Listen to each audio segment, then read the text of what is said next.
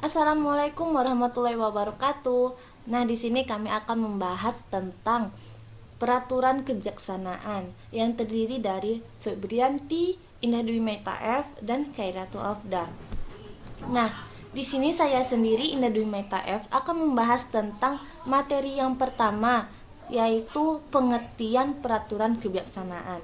Di mana peraturan kebijaksanaan adalah suatu peraturan umum tentang pelaksanaan wewenang pemerintah terhadap warga negara yang ditetapkan berdasarkan kekuasaan sendiri oleh instansi pemerintah yang berwenang. Menurut Philippus M. Hajon, peraturan kebijaksanaan pada hakikatnya merupakan produk dari perbuatan tata usaha negara yang bertujuan yaitu menempatkan keluar suatu kebijakan tertulis yang hanya berfungsi sebagai bagian dari operasional penyelenggaraan yang tugas-tugasnya pemerintahan karena tidak dapat merubah ataupun menyimpangi peraturan perundang-undangan. Di sini ada menurut PJP, tak peraturan kebijaksanaan adalah peraturan umum yang dikeluarkan oleh instansi pemerintah yang berkenaan dengan pelaksanaan wewenang pemerintah terhadap warga negara atau instansi pemerintahan lainnya dan membuat peraturan tersebut tidak memiliki dasar yang tegas dalam Undang-Undang Dasar dan Undang-Undang formil baik langsung maupun tidak langsung, yang dimana artinya peraturan kebijaksanaan tidak didasarkan kepada wewenang pembuat undang-undang dan karena itu tidak termasuk dalam peraturan perundang-undangan yang meningkat umum, akan tetapi didasarkan pada wewenang pemerintah sesuai organ administrasi negara yang berkenaan dengan pelaksanaan wewenangnya. Nah, materi yang kedua akan dibacakan oleh rekan saya yaitu Khairatul Afdal.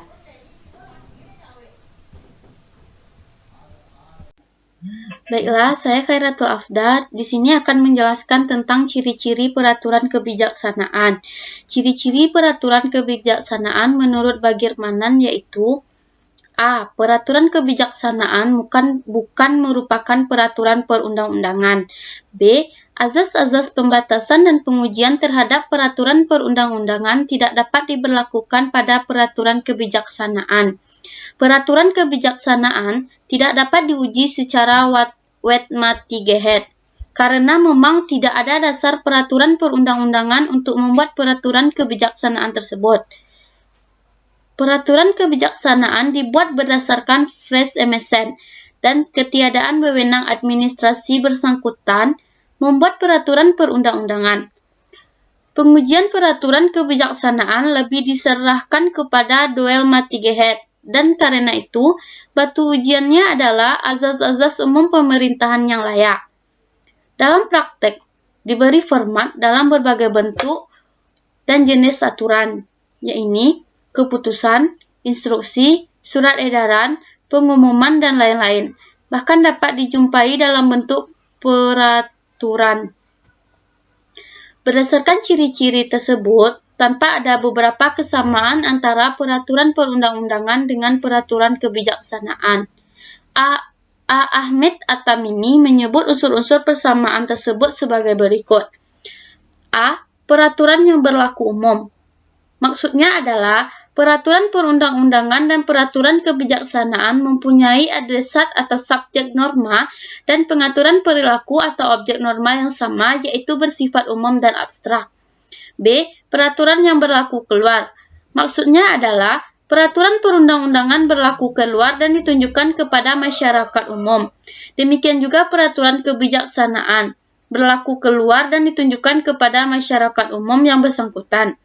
C. Kewenangan peraturan yang bersifat umum atau publik. Maksudnya adalah peraturan perundang-undangan dan peraturan kebijaksanaan ditetapkan oleh lembaga atau pejabat yang mempunyai kewenangan umum atau publik itu.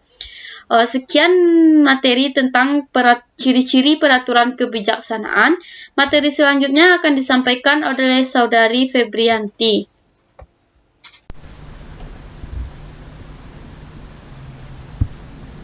Baiklah, saya akan melanjutkan materi yang ketiga tentang peraturan kebijaksanaan, yakninya mengenai fungsi dan penormaan peraturan kebijaksanaan. Fungsi peraturan kebijaksanaan adalah sebagai berikut.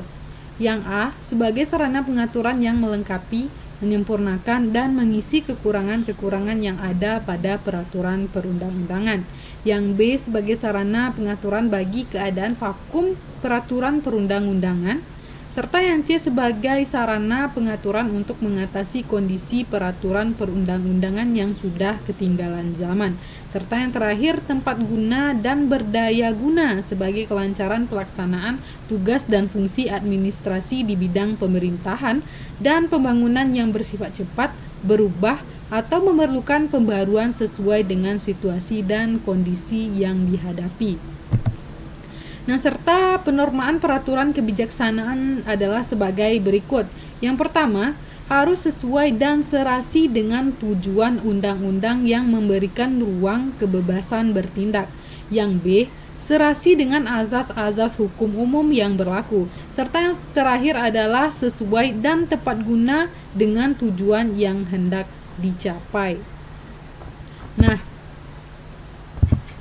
itulah materi ketiga dari pembahasan kita kali ini, yakni tentang peraturan kebijaksanaan. Baiklah, kami sebagai kelompok penyaji mohon maaf apabila terdapat kesalahan kata selama menyajikan materi. Kita jumpa lagi di materi atau di mata kuliah yang sama di minggu depan. Ya, akhir kata kami ucapkan billahi fisabilil haq fastabiqul khairat. Assalamualaikum warahmatullahi wabarakatuh.